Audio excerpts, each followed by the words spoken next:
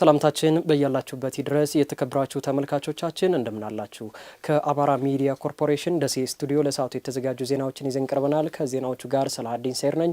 እስከ ዜናዎቻችን ፍጻሜ ድረስ አብራችሁን ቆዩም። አርሶ አደሩን ዘላቂ የልማት ተጠቃሚ በማድረግ ተረጅነት ማስቀረትና ችግሮች ሲያጋጥሙ በራስ አቅም የመሸፈን ብቃት ማሳደግ እንደሚገባ በምክትል ርዕሰ መስተዳደር ማዕረግ የገጠር ልማት ዘርፍ አስተባባሪ ዶክተር ድረስ ሳህሉ ተናገሩ። የአማራ ክልል ግብርና ቢሮ የልማታዊ ሴፍቲኔት ፕሮግራም የአምስተኛ ምዕራፍ ማጠቃለያ መድረክ በኮምቦልቻ ከተማ ተካሂዷል። መሐመድ በቀለ ተጨማሪ ዘገባ አለው። የልማታዊ ሴፍቲኔት ፕሮግራም በተፈጥሮ ሚዛን መዛባት ምክንያት የምርት እጥረት በገጠማቸው አካባቢዎች በተለያዩ ምክንያቶች በተገቢው መንገድ ማምረት ለማይችሉና የምግብ እጥረት ያለባቸው የህብረተሰብ ክፍሎች የተለያዩ የልማት ስራዎችን በመከወን ተጠቃሚ እንዲሆኑ የሚያደርግ ተግባር ነው። የልማታዊ ሴፍቲኔት 5 ፕሮግራም ማጠቃለያ መድረክም በኮምቦልቻ ከተማ ተካሂዷል። የኦሮሞ ብሔረሰብ አስተዳደር ግብርና መምሪያ ምክትል ኃላፊ ሀሰን ሰይድና የሰሜን ወሎ ዞን ግብርና መምሪያ ኃላፊ ተገኛ ባተ በሴፍቲኔት ፕሮግራሙ ተጠቃሚ ቤተሰቦች ራሳቸውን እንዲችሉ ና ከተረጅነት እንዲወጡ በርካታ ስራዎችና ድጋፎች ተደርገው ለምረቃ መዘጋጀታቸውን ጠቅሰዋል። ሴፍቲኔት ፕሮግራም 5 ከጀመረም በኋላ ልዩ ትኩረት ተሰጥቶ የተሰራው የኑሮ ማሻሻያ ስራዎች ላይ ነው። ማህበረሰቡ በአካባቢው ላይ ሰርቶ ራሱን ቤተሰቡን መለወጥና መመገብ የሚችልበት አማራጮች ላይ በስፋት የተሰራበት አግባብ አለ። ካሁን በፊት ምንም የመስኖና የውሃ አማራጭ ያልነበራቸው ተጠቃሚዎች በስፋት ውሃ እንዲያገኙና ባላቸው ትንሽ መሬት ላይ በአመት 2-3 ጊዜ አምርተው ምርት እንዲያገኙና ቤተሰባቸውን መግበው ለገበያ ምርት እንዲያቀርቡ ከማስቻል አንጻር በጣም ትላልቅ ስራዎች ነው የተሰሩት። ተረጅነት ለአንድ ወቅት ነው መሆን መቻል ያለበት። ከዛ ውጭ ግን ከኢኮኖሚ ማኳያ እያንዳንዱ የሴፍቲኔት ተጠቃሚ ራሱን መቻል አለበት። ለምሳሌ እንደ ሰሜን ወሎ ወደ 315,000 ከነ ቤተሰቡ ተጠቃሚ ያለ ከዚህ ውስጥ ከ130,000 በላይ የሚሆነውን አሁን 100% እናስመርቀዋል። ሲመረቁ ከፕሮግራሙ ሲወጡ አሁንም ወደ ኋላ እንዳይመለሱ ጋፓቸው ይለያል፣ እየተሞላላቸው ይሄዳል። ራሳቸውን ችለው እስከሚቆሙ ድረስ ክትትልና ድጋፉ የሚቀጥል ነው የሚሆነው። ተረጅነት ራስንም ሀገርንም ዝቅ የሚያደርግ በመሆኑ በተለይም ተመራቂ የሴፍቲኔት ተጠቃሚዎችን ራሳቸውን ለማስቻል መንግስት ብርቱ ጥረት እያደረገ ነው። በዚህ ዓመትም የፌዴራል መንግስት ድጋፍ ማድረጉን የአማራ ክልል ግብርና ቢሮ ምክትል ቢሮ ኃላፊና የምግብ ዋስትና አስተባባሪ የሆኑት ታገኘው አደመ ተናግረዋል። የሀገር ክብርንም የኛንም ፐርሰናል የዜጎችንም ክብር ይነካል። ልመና ነው ተረጅነትና ከዛ እንዲወጡ በጣም ታልሞ ተሰርቷል። በዚህ አመት መንግስት በጣም በከፍተኛ ትኩረት ነው የሰራው። 4.8 ቢሊዮን ብር ነው ለኛ ክልል ብቻ ለነዚህ ነጻ ትራንስፈር እንዲሰጣቸው ተመድቦ የመጣው። ይሄን አሰራይተናል።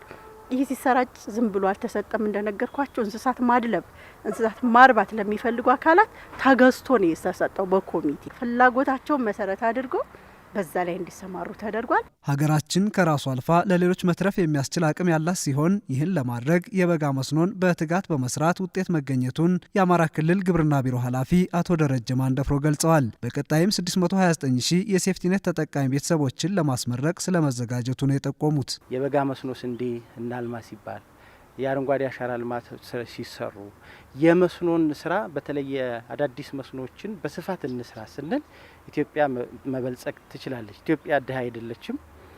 ከራሷ አልፋ ሌሎች መርዳት የሚያስችል አቅም አላት። ይሄን ምንድነው የሚጠይቀው? ትብብር፣ ቁርጠኝነት፣ ታታሪነት ነው። ስለዚህ ህብረተሰባችን ታታሪ ነው፣ መስራት የሚችል ነው፣ እየሰራም ራሱን መቀየር ይቻላል ነው። ይሄን የበለጠ አጠናክረን ይሄ ከቻል ተረጅነት ታሪክ ይሆናል። በቀጣይ በክልላችን ታህሳስ 26 196,133 አባወራዎች ወይም ደግሞ 629,000 የቤተሰብ ኃላፊዎች አንድ አጠቃላይ በክልል ደረጃ የምረቃ ፕሮግራም የሚካሄድ ይሆናል። አርሶ አደሩም በዘላቂነት የልማት ተጠቃሚ በማድረግ ተረጅነትን አስወግዶ የሚፈጠሩ የምግብ እጥረት ችግሮች ካሉ በራስ አቅም ተደራሽ ለመሆን አስፈላጊውን ዝግጅት ማድረግ እንደሚገባ ያሳሰቡት በምክትል ርዕሰ መስተዳድር ማዕረግ የአማራ ክልል የገጠር ልማት ዘርፍ አስተባባሪ ዶክተር ድረስ ሳህሉ ናቸው። አርሶ አደሩን ዘላቂ ልማት ውስጥ እንዲገባ በማድረግ በኩል በተለይ መስኖ ልማት ላይ፣ የአትክልትና ፍራፍሬ ልማት ላይ በርካታ ስራዎች ሲሰሩ ቆይተዋል። ከዚህ በኋላ ራሱን የቻለ የእርዳታ መጠባበቂያ ፈንድ በየወረዳው በየዞኑ አቋቁመን ችግር በተፈጠረ ጊዜ ራሳችን በራሳችን ማህበረሰቡን የምንደጋገፍበትን ስርዓት መፍጠር ይጠበቅብናል። ለተግባሩ መሳካት በየደረጃው ያሉ አመራሮችና የግብርና ቤተሰቡ በትኩረት መስራት እንደሚጠበቅበት ዶክተር ድረስ አሳስበዋል። ከ350 ሺህ ሄክታር በላይ መሬትን በማልማት ከበጋ መስኖ ስንዴ ከ13 ሚሊዮን ኩንታል በላይ ምርት ለማምረት ማቀዱን የአማራ ክልል ግብርና ቢሮ አስታወቀም። ምርታማነትን ለማሳደግ ለአርሶ አደሮች ግብዓትና ቴክኖሎጂ እየቀረበ መሆኑም ተመላክቷል። ሰይድ አብዱ የበጋ መስኖ ስንዴ ልማት የውጭ እርዳታን በመቀነስ በምግብ ራስን ለመቻል ትኩረት ተሰጥቶት እየተሰራ ይገኛል። አርሶ አደሩ የዝናብ ወቅትን ብቻ ጠብቆ ከማምረት ልማድ ወጥቶ በበጋ ወራትን በመስኖ የማልማት ልምዱን እያሳደገም ይገኛል። በኦሮሞ ብሔረሰብ አስተዳደር የደዋ ጨፋ ወረዳ አርሶ አደሮች የበጋ መስኖ ስንዴ ልማት ከተጀመረ ወዲህ ምርታማነታቸው መጨመሩን ተናግረዋል። በዚህ ዓመትም የተሻለ ምርት ለማግኘት እንደሚሰሩ ገልጸዋል። እኔ እውነቴ ነው የራሴ ግሌ መሬት ኑሮ ሳይሆን እዚህ ውስጥ የኩል ማምጥቼ እየዘራው ነው ያለው። አምናም አቻምናም ዘርቻለሁ። ዘንድሮ ደግሞ ከዛ የተሻለ መንግስትም ከጎናችን ቆሟል። እኛም ያው እንደምታዩት ከስከሶልናል። መዝራት ብቻ ነው። አሁን ዘርም ቀርቧል። ያው የቀረው ሰው ይዘራል። ያው ዘንድሮ ኢንሻአላህ እንደው ቢያንስ ከ10 ኩንታል በታይ የሚያስገባ ሰው ይኖራል ብዬ አላስብም። አምናም በጣም ሰርተናል፣ ግን አሁን ዘንድሮ ከአምና በላይ እንሰርታለን ብለን ነው የተነሳን። አሁን ከሱ በላይ ነው። እኛ ለህልውና ስንዴ በጣም እናመርታለን ብለን ቆርጠን ተነስተናል። እኛ የበጋ መስኖ ስንዴ ልማት ስንዴ በቆላማ አካባቢዎች አይመረትም የሚለውን የተሳሳተ ልማድ የቀየረ ነው ያሉት የደዋ ጨፋ ወረዳ ዋና አስተዳዳሪ አቶ መሐመድ ጌታቸው ናቸው። ለበርካታ ዓመታት ስንዴ ቆላ ላይ ይሰራል ተብሎ በማይታሰብበት ሁኔታ ለረጅም ጊዜ የተኖረ እሳቤ ያለበት ነው። ያንን ለመስበር በዚህ በቀጠና ላይ እንግዲህ የቆላ ስንዴ እንቅስቃሴ ባለፉት 3 ዓመታት የሙከራ ስራዎች ተሰርተዋል። ያው በሰዓቱ የዝናብና ሌሎች ተፈጥሯዊና ሰው ሰራሽ ቻሌንጆች ነበሩት። በሰዓቱ ባለፈው አመት በተወሰነ መልኩ ሰርተን የተሻለ ውጤታማ መሆን የቻልንበት ነው።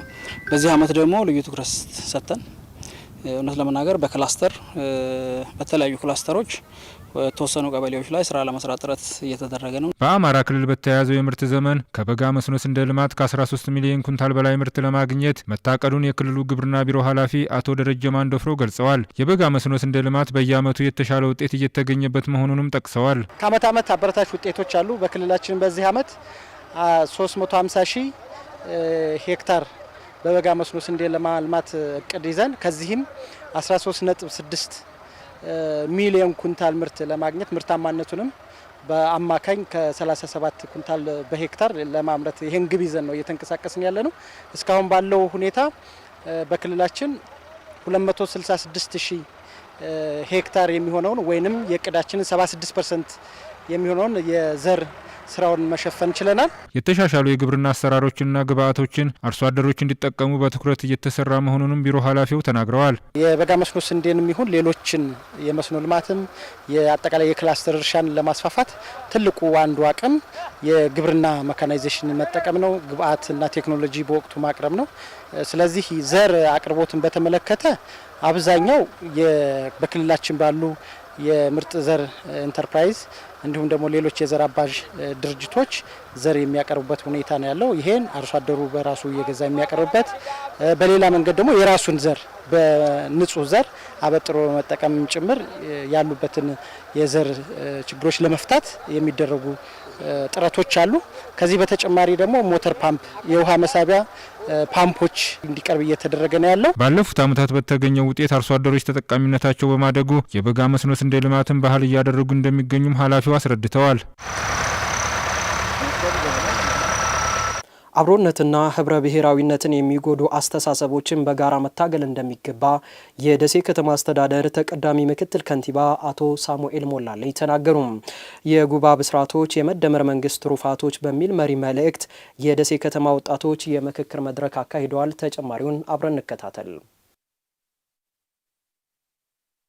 የደሴ ከተማ ወጣቶች የጉባ ብስራቶች የመደመር መንግስት ሩፋቶች በሚል መሪ ሀሳብ የምክክር መድረክ አካሂደዋል። በከተማዋ ውስጥ እየተከናወኑ ያሉ የልማት ስራዎችንም ተመልክተዋል። ከአሚኮ ጋር ቆይታ የነበራቸው ወጣቶቹ በከተማዋ እየተገነቡ ያሉ የመሰረተ ልማት አውታሮች፣ የኮሪደር ልማት ስራ የስራ ዕድል የፈጠሩ መሆናቸውን አንስተዋል። በከተማዋ የሚከናወኑ የልማት ስራዎችን እንደሚደግፉና ለሰላም መጠበቅ የበኩላቸውን ድርሻ እንደሚወጡም ወጣቶቹ ጠቁመዋል። ደሴ ከተማ ላይ ያለው የልማት እንቅስቃሴ እጅግ አስደሳች የሚሆን ለወጣቱ ሞራል ሊሆን የሚችልና ሊያነሳሱ የሚችሉ ደስ የሚልና ለኛም ከበርካታ ከስራ ዕድል ፈጠራ ጋር ተያይዞ ከሞራል ግንባታ ጋር ያለው ነገር ደስ የሚል ነው። ዛሬ ከጎበየ ነው ይበልጥ ለሴቶች ለእናቶች ይበልጥ ቅድሚያ ተሰጥቶ የስራ ዕድል ተፈጥሮላቸዋል። ያ ትልቅ ነገር ነው። እስካለው ድረስ ኢንሻአላህ አላህ እስካኖር ድረስ በራሴ ቁርጠኛ ነኝ።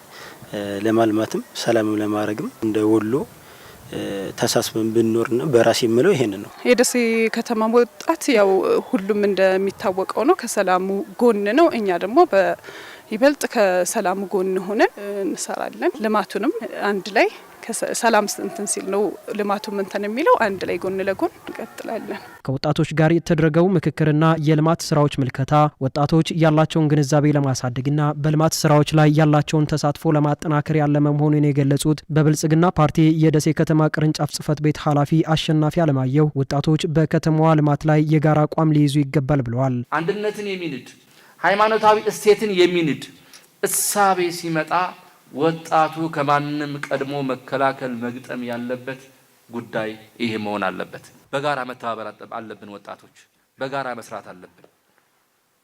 ይሄ የጋራ ተልኳችን መሆን አለበት። የትኛውም አይነት የፖለቲካ ልዩነት ቢኖርም ልማትን ሊገድብ አይገባም። የትኛውም አይነት የፖለቲካ ልዩነት ልማትን ማደናቀፍ የለበትም። እናትን መግደል የለበትም። ወጣትን መግደል የለበትም። ትምህርት ቤት ማስቆም የለበትም።